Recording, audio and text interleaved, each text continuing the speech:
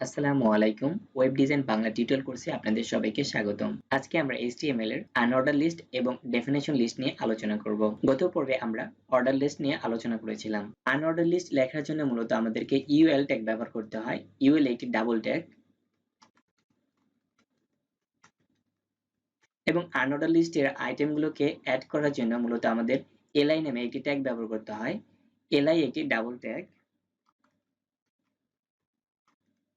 এবং LI আইটেমের ভিতরে আমরা চাইলে যে কোনো কন্টেন্ট ব্যবহার করতে পারি। তো আমি এখানে কিছু কন্টেন্ট নিব এবং এই এলআই ট্যাগটির কয়েকটা আমি এখন কপি করে নিব। তো কপি করার জন্য কিবোর্ড থেকে শিফট অল্টার ডাউন অ্যারোতে ক্লিক করব। আপনি যে কয়বার ক্লিক করবেন সেই কয়বারই আপনার একটা নতুন আইটেম তৈরি হয়ে যাবে।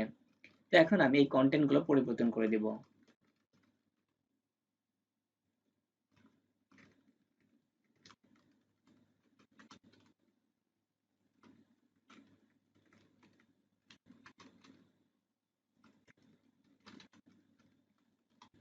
এখন এই অংশটুকু আমরা কন্ট্রোল এস দিয়ে সেভ করব।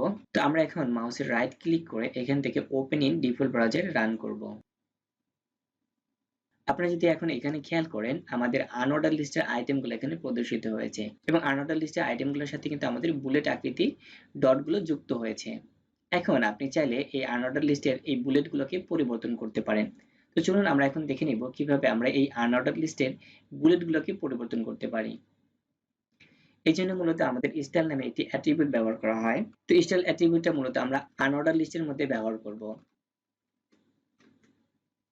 স্টাইল অ্যাট্রিবিউট সম্পর্কে আমার একটি পরিপূর্ণ টিউটোরিয়াল রয়েছে। আপনারা যদি স্টাইল অ্যাট্রিবিউটের ব্যবহার সম্পর্কে না জেনে থাকেন, ডেসক্রিপশনে আমার স্টাইল অ্যাট্রিবিউটের ভিডিওটির লিংক রয়েছে, আপনারা চাইলে ভিডিওটি দেখতে পারেন। এবং স্টাইল অ্যাট্রিবিউটের ভিতর আমরা এখানে লিস্ট স্টাইল টাইপ লিখব এবং এরপরে আমাদের একটি ক্লোন দিতে হবে এবং এরপরে আমাদের একটি স্পেস ব্যবহার করতে হবে। এখন আমরা এখানে টোটাল 4টা ভ্যালু ব্যবহার করতে পারবো। একটি হচ্ছে ডিস, সার্কেল, স্কোয়ার এবং নান। ডিফল্ট ভাবেই মূলত আমাদের লিস্ট স্টাইল টাইপ ডিস্কে দেওয়া থাকে, অর্থাৎ আপনি এটা ব্যবহার করলেও ডিস্কে থাকবে, ব্যবহার না করলেও এটা ডিস্কে থাকবে। চলুন সরাসরি ব্যবহারের মাধ্যমে এই বিষয়টা ক্লিয়ার হয়ে নিই। এরপর আমরা একটা সেমিকোলন দেব। এখন কন্ট্রোল এস দিয়ে যদি আমরা এই অংশটুকু সেভ করি এবং এখান থেকে যদি রিলোড করি, তাহলে দেখুন আমাদের আনঅর্ডার লিস্টের বুলেটগুলো কিন্তু এখান থেকে কোনো পরিবর্তন হয়নি। তো চলুন এখন আমরা এখানে আরেকটি ভ্যালু ব্যবহার করব, যেটি হচ্ছে সার্কেল। এখন আমরা কন্ট্রোল এস দিয়ে অংশটুকু সেভ করব এবং এখান থেকে যদি রিলোড করি, তাহলে দেখুন আমাদের আনঅর্ডার লিস্টের বুলেটগুলো কিন্তু এখন সার্কেল হয়ে গেছে। এর পরবর্তীতে আমাদের যে ভ্যালুটি রয়েছে সেটা হলো স্কোয়ার। তো কন্ট্রোল এস দিয়ে আমরা এটা সেভ করতেছি এখান থেকে এবং এখান থেকে রিলোড করতেছি। আমাদের আনঅর্ডার লিস্টের বুলেটগুলো কিন্তু এখন স্কোয়ার আকৃতির হয়ে গেছে। এখন সর্বশেষে আমাদের যে ভ্যালুটি রয়েছে সেটি হলো নান। এখন এই অংশটুকু যদি আমরা কন্ট্রোল এস দিয়ে সেভ করি, তো আমাদের নান ব্যবহার করার ফলে আসলে আমাদের যে আনঅর্ডার লিস্ট রয়েছে এবং এর পাশে যে বুলেটগুলো রয়েছে সেই বুলেটগুলো কিন্তু হাইড হয়ে যাবে। দেখুন আমাদের আনঅর্ডার লিস্টের বুলেট এখন হাইড হয়ে গেছে। তো এই ছিল মূলত আমাদের আনঅর্ডার লিস্ট। আশা করি আনঅর্ডার লিস্টের ব্যবহারটা আপনারা ভালো করে বুঝতে পেরেছেন। এখন আমরা দেখব ডেফিনেশন লিস্ট। প্রথমে আমি আনঅর্ডার লিস্টটা এখান থেকে রিমুভ করে দিচ্ছি। ডেফিনেশন লিস্ট লেখার জন্য মূলত আমাদের ডিএল ট্যাগ ব্যবহার করা হয়। তো এটিও মূলত একটি ডাবল ট্যাগ। আমরা ইতিপূর্বে অর্ডার লিস্ট এবং আনঅর্ডার লিস্টের ক্ষেত্রে দেখেছি যে আমাদের লিস্টের আইটেমগুলোকে যোগ করার জন্য এলআই নামে আমরা ট্যাগ ব্যবহার করেছি, কিন্তু এক্ষেত্রে ডেফিনেশন লিস্ট একটু ভিন্ন। ডেফিনেশন লিস্টের আইটেমগুলোকে যুক্ত করার জন্য মূলত আমাদের এখানে ডিটি এবং ডিডি নামে দুইটি ট্যাগ ব্যবহার করা হয়। ডিটি মূলত একটি ডাবল ট্যাগ এবং এই ডিটির ভিতরে মূলত আমরা কোনো একটা নাম লিখব এবং সেই নামকে বর্ণনা করার জন্য মূলত আমরা ডিডি ট্যাগ ব্যবহার করে থাকি। তো চলুন প্রথমে আমরা একটা নাম লিখে নেই।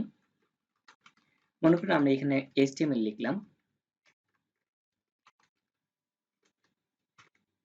এবং এখানে পরবর্তীতে ডিডি ট্যাগের ভিতর এই HTML নামের একটা বর্ণনা দিয়ে দিব আমরা এখানে, যেমন হাইপারটেক্সট। এখন এই অংশটুকু যদি আমরা কন্ট্রোল এস দিয়ে সেভ করি,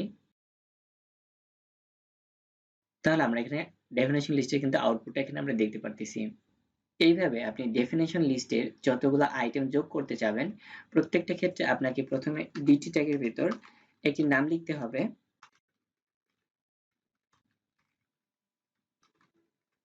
এবং ডিডি ট্যাগের সাহায্যে সেই নামটারই একটা বর্ণনা আপনাকে দিয়ে দিতে হবে।